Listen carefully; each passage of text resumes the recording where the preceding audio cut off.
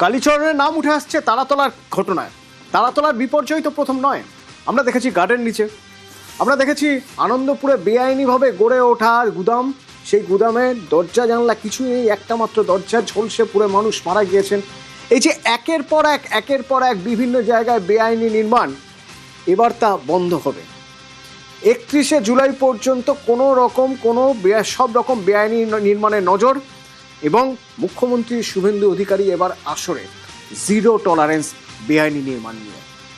সব জায়গায় টাকা নিতে নিতে এই সিটি অফ জয়কে এবং বৃহত্তর কলকাতাকে মৃত্যুপুরীতে আপনারা পরিণত করেছেন।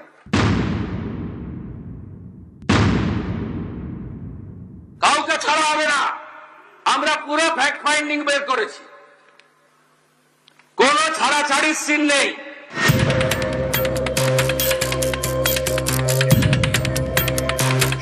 শহরতলি জুড়ে গত কয়েক বছরে যেখানে সেখানে যেন ছিল রুমাল হয়ে গেল বিড়াল পরিস্থিতি। কাল ছিল পাড়ার পুকুর, আজ সেখানে হাই রাইজ। কোথাও খেলার মাঠ হয়ে গিয়েছে শপিং কমপ্লেক্স। দিনের পর দিন জমির চরিত্র বদলেছে, উঠেছে দেদার বেআইনি বিল্ডিং। চেনা শহর হয়ে গেছে অচেনা, পাল্লা দিয়ে বেড়েছে দুর্ঘটনা। 2024 সালের 17ই মার্চ গার্ডেন রিচ। গভীর রাতে নির্মীয়মান 5তলা বিল্ডিং তাসের ঘরের মতো ভেঙে পড়ে, 13 জনের মৃত্যু হয়। প্রাথমিক তদন্ত রিপোর্ট আসার পর পুরসভার 3 ইঞ্জিনিয়ার সাসপেন্ড হয়েছিলেন। কলকাতা পুরসভার ভূমিকা নিয়ে কলকাতা হাইকোর্ট তীব্র ক্ষোভ প্রকাশ করে। 2026 সালের 26শে জানুয়ারি আনন্দপুর। জলাভূমি ও ভেড়ি বুঝিয়ে গোডাউন, ফায়ার সেফটির বালাই নেই। বেআইনিভাবে তৈরি এই গোডাউনে আগুন লেগে ঝলসে মারা যান অনেকে, 27 জনের দেহাংশ মেলে। 2026-এর 24শে জুন এবার তারাতলা।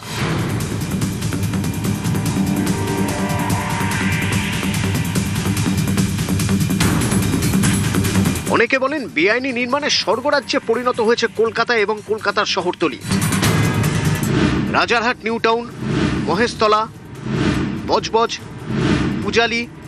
অভিযোগের কেন্দ্রে দক্ষিণ 24 পরগনার বিষ্ণুপুর, সোনারপুর, বারুইপুরও। আমরা 4 সপ্তাহ Kolkata municipal corporation, Rajarhat new town, Maheshtala, Budge Budge, Pujali, Bishnupur গ্রামীণ এলাকা সাউথ 24, সোনারপুর, বারুইপুর পুরো এলাকায় সমস্ত নির্মীয়মান কাজ জরুরি পরিষেবা ছাড়া আমরা বন্ধ রাখলাম। বারুইপুরের অবস্থাই দেখুন, জলাশয় ভরাট করে প্লটিং, অবৈধ বহুতল নির্মাণের অভিযোগ। স্থানীয় বাসিন্দাদের দাবি, গত 15 বছর ধরে তৃণমূলের চেয়ারম্যান কাউন্সিলরদের মদতে এভাবেই চলছে বেআইনি কারবার। প্রমোটারি রাজ, জমি হাঙরদের রমরমা। তৃণমূল সরকারের আমলে কতগুলো পুকুর ভরাট হয়ে প্রমোটিং হয়েছে সেটা বারুইপুরবাসী জানে। কতগুলো 2 নম্বর প্রমোটাররা মিলে যেটুকু ছাড় দেওয়ার কথা সেইটুকু ছাড় দেয়নি, ক্যান্টিলেটার বাড়িয়ে দিয়েছে। প্রচুর কোটি কোটি টাকা কাউন্সিলর, চেয়ারম্যান, ভাইস চেয়ারম্যানকে তারা ঘুষ দিয়ে এই বিল্ডিংগুলো বানিয়েছে। এ সমস্ত ফেক এবং মিথ্যা অভিযোগ, রাজনৈতিক উদ্দেশ্য প্রণোদিতভাবে এই সমস্ত অভিযোগ করা হয়েছে। আর আমার পারিবারিক সূত্রে যা অর্থ আছে তাতে কোটি কোটি টাকা করার মতো মানসিকতা আমার নেই। পালা বদলের পর সব বন্ধ, বেআইনি নির্মাণে জিরো টলারেন্স। সমস্ত স্যাংশন প্ল্যান অডিট হবে। এই অডিট করার জন্য কমিটি তৈরি করে দেওয়া হচ্ছে। যতক্ষণ না অডিট সার্টিফিকেট হচ্ছে কোন বিল্ডিং এ আমরা হাত দিতে দেব না। তারপরে তো প্রপার্টি অ্যাটাচমেন্ট করে আদায় করব, শুধু জেল খাটানো নয়। কমিটির প্রধান অতিরিক্ত মুখ্য সচিব রাজেশ পান্ডে। কমিটিতে থাকছেন কলকাতার পুলিশ কমিশনার অজয় নন্দা, কলকাতার পুর কমিশনার স্মিতা পান্ডে, শ্রম দপ্তরের সচিব রচনা ভগত, ডিজাস্টার ম্যানেজমেন্টের principal secretary Rajesh Sinha, IAS Khalil Ahmed, IIT খড়গপুরের ইঞ্জিনিয়ার দামোদর মাইতি, পূর্ত দপ্তরের চিফ ইঞ্জিনিয়ার, কেএমসির বিল্ডিং বিভাগের ডিজি, দমকল বিভাগের প্রতিনিধি ও রাইটসের প্রতিনিধি। কাউকে ছাড়া হবে না। ইঞ্জিনিয়ার যাদের নাম আছে, it is found that Shri Aminur Sheikh, sub assistant engineer, Shri Nirmalendu Sardar, assistant engineer, Shri Ranjan Das, executive engineer.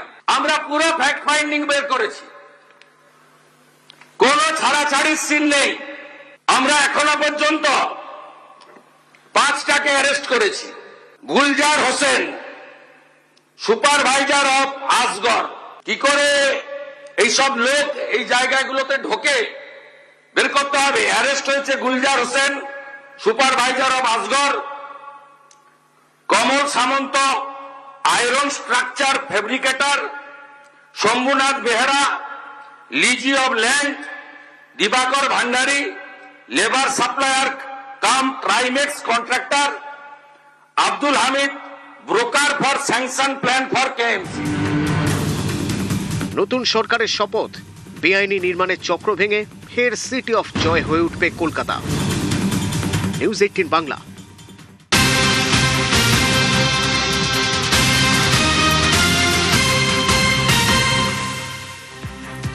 বেআইনি নির্মাণে জিরো টলারেন্স। তৃণমূল আমলের অনুমোদনে নির্মাণ আপাতত বন্ধ। 31শে জুলাই পর্যন্ত বাণিজ্যিক নির্মাণ বন্ধ থাকবে, ফের স্পষ্ট করলেন মুখ্যমন্ত্রী।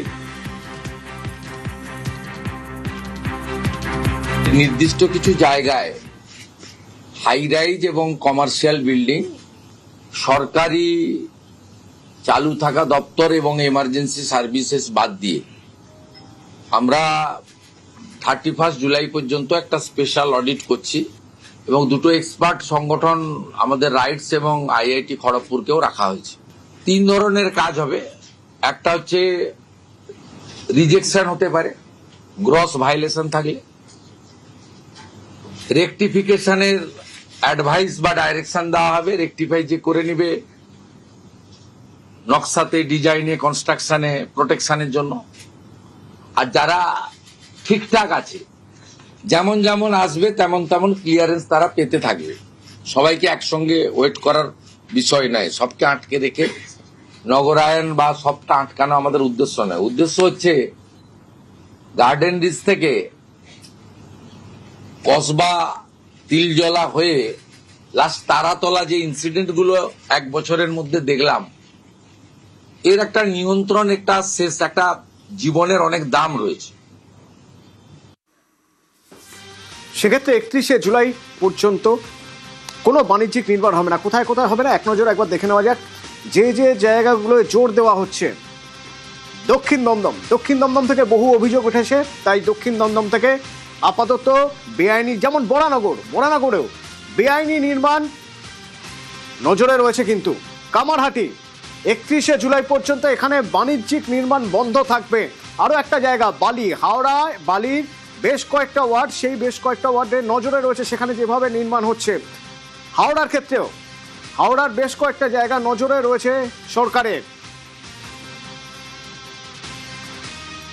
আমরা যে আইডেন্টিফাইড এরিয়া করেছি initially, Kolkata municipal corporation, Bidhannagar municipal কর্পোরেশনের রাজারহাট নিউ টাউন এলাকা, including new town Kolkata development authority NKDA, Pujali, Baruipur, Budge Budge, Maheshtala, Rajpur, Sonarpur.